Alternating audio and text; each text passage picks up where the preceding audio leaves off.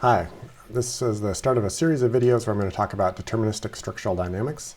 I'm recording this in the context of random vibrations, where we're eventually going to put in a stochastic excitation, but I think some of the concepts are useful review for those that are interested just in structural dynamics in a deterministic format as well. Okay, so big picture motivation for this, thinking about dynamic analysis, we're going to think about linear systems. So we've got kind of a linearly proportional response to excitation. And we're going to think soon about time domain or frequency domain analysis.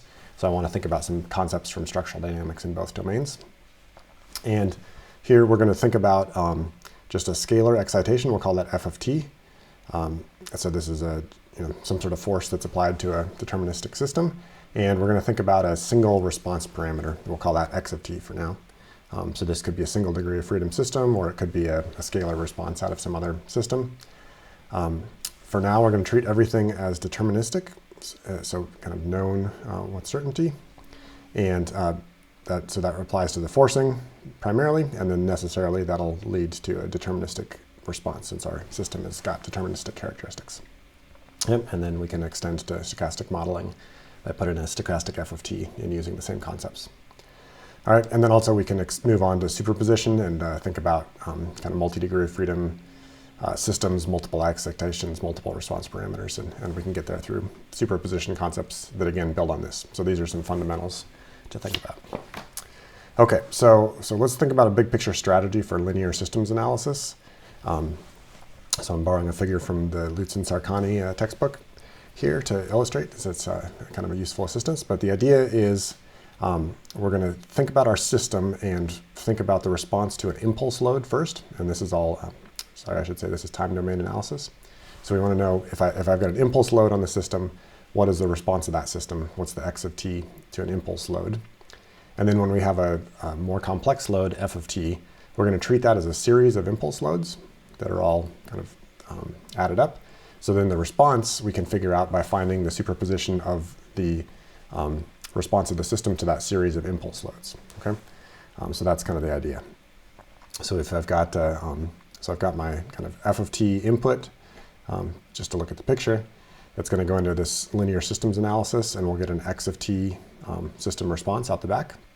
And we're going to break that down. First, we've got this impulse response function. So just a we'll define this a little more formally in a second, but just a momentary impulse to the system. And we want to figure out this impulse response function, h sub x of t. And then we're going to, moving down to the bottom, we're going to set up our f of t as an integration of a bunch of impulses times amplitudes integrated up over time. And we can use a similar looking integral where we've got kind of the amplitudes over time of the loads, but instead of the impulse response function, or the impulse, we're going to have the impulse response function, integrate those up, and that'll let us reconstruct this x of t response. Okay, so that's the idea. Let's lay out some notation here to think this over and be a little more formal. So this h sub x of t that showed up on the previous slide in the figure, this is the response of a system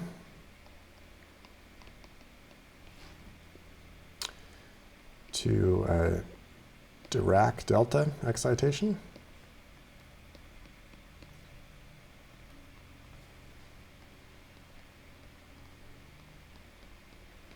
So that's a more formal name for our impulse that we're going to hit the system with.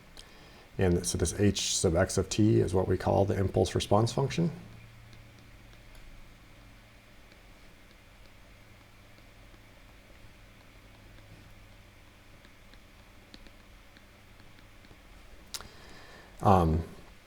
So what we can say kind of in terms of those formulas on the previous slide is that if the forcing function f of t is equal to delta t, that's this Dirac delta that we'll define in just a moment here,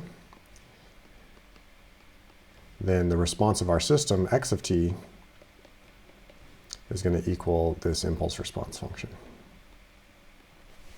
Okay, so that's the idea. And in the next video, we're going to figure out how to derive this impulse response function for a given system. Okay, and then the other thing we need is this Dirac delta function. So this delta t that I just wrote is the Dirac delta function that I wrote in the top of this slide.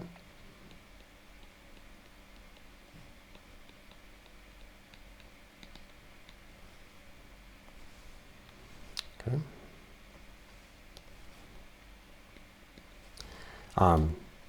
So let's define this thing. So we can say, let's write it mathematically, and then I'll make a little plot. So we'll say the Dirac delta function, delta t, is equal to infinity if t equals 0, and it's equal to 0 otherwise.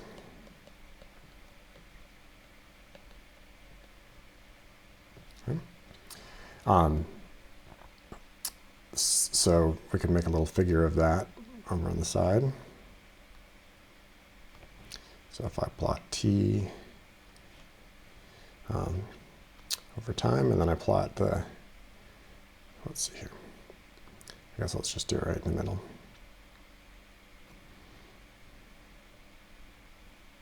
So at t equals 0, this Dirac delta function heads to infinity, and it's equal to 0 otherwise. Right.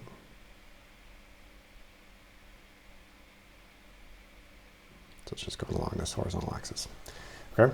And then it's got one additional property, which is that if we integrate this function, so if we integrate from minus infinity to positive infinity of this Dirac delta function with respect to t, so I'm finding the area under that function to the left. Well, it's equal to 0 everywhere except right when t equals 0. So we can narrow in these limits of integration, and we can just say we'll go from minus epsilon to epsilon, where epsilon is some very small increment. All right, so I just have to go from a little bit less than 0 to a little bit bigger than 0.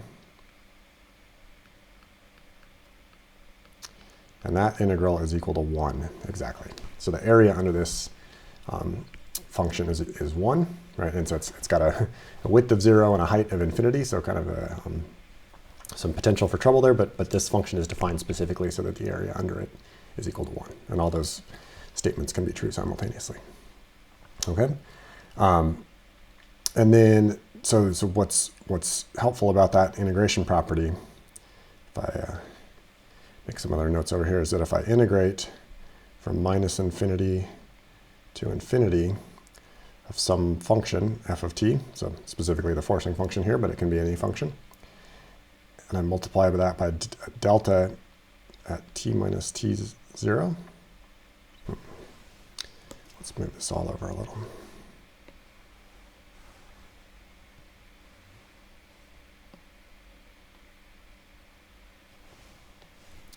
There we go. dt. So that Dirac delta function is equal to 0 everywhere except where the argument is 0. And the argument is going to be equal to 0 when t is equal to t0. Right? Clean this up a little. So right when that is equal to t is equal to t0, this Dirac delta function evaluates to a non-zero, but when I integrate across it, it integrates out to 1.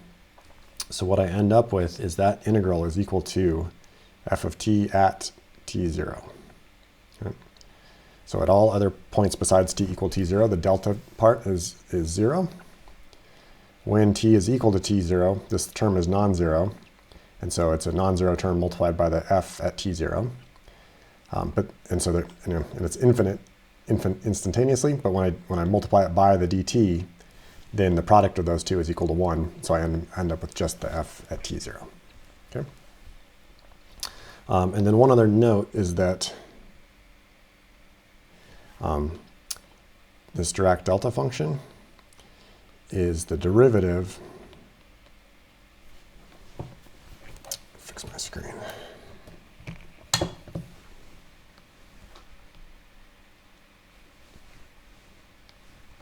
Okay, sorry. The Dirac delta function is the derivative of the Heaviside function.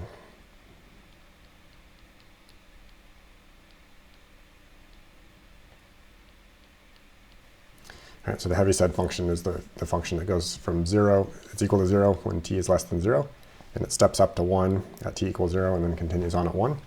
So its slope is infinite right at t equals 0, just like the Dirac delta function.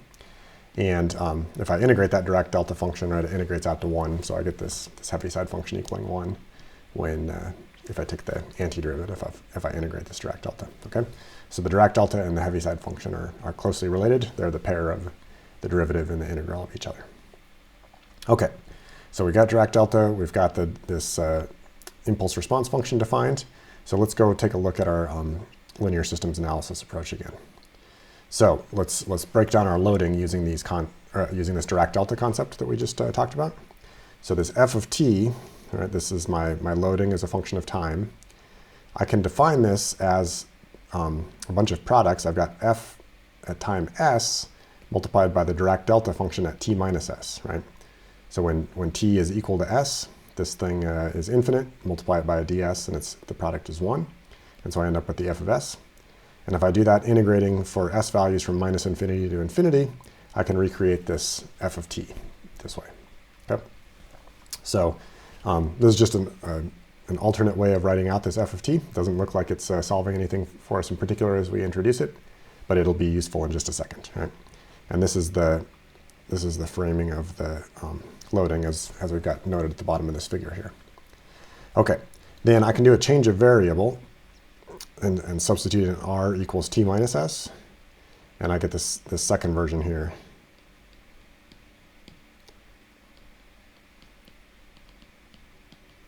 Right, so instead of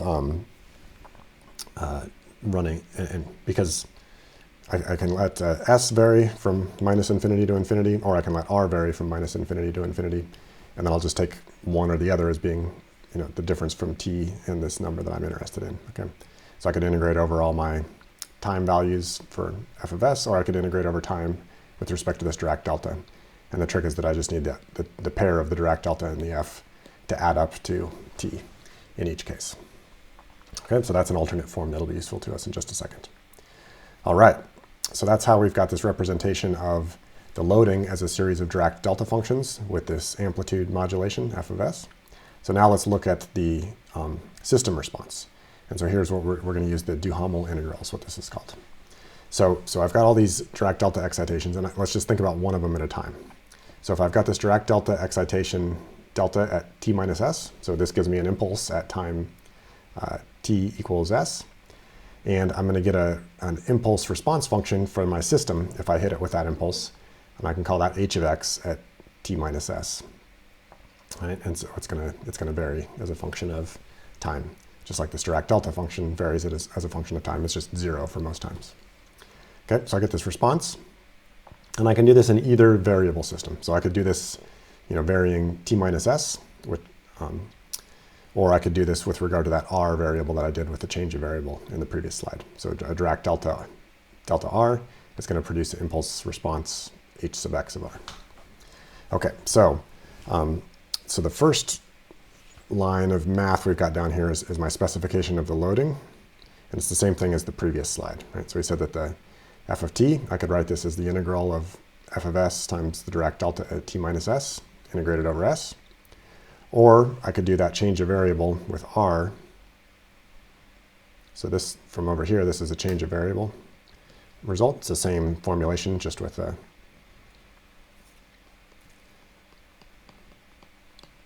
where we use r equals t minus s, and this is equivalent. Okay, so then the idea is that if this direct delta at time t minus s produces a response h sub x at time t minus s, I can move to a response in my bottom line. So the response to my structure, that direct delta is going to turn into this h sub x with regards to my response. And if I have a bunch of impulses modulated by f sub s, or f of s, then my response to my system is going to be a bunch of impulse response functions modulated by that same f sub s. Okay? And then I can do the same thing with the change of variable, and I can say rather than letting s be the variable I'm integrating over, I could integrate over r, which is the time index on the impulse response function, and then I'll just map the amplitude modulation according to the same change of variable. Okay, so that's the idea. And so in terms of our path through this analysis, what we need to do then is to figure out this impulse response function And if I can derive that for a given system, and I know this f sub s as because it's defining the loading, I can evaluate this Duhamel integral in order to solve for my response in my system as it's varying in time. Okay, so that's our strategy. So in the next video, we'll talk about deriving that impulse response function so that we can put these ideas together. All right, thanks.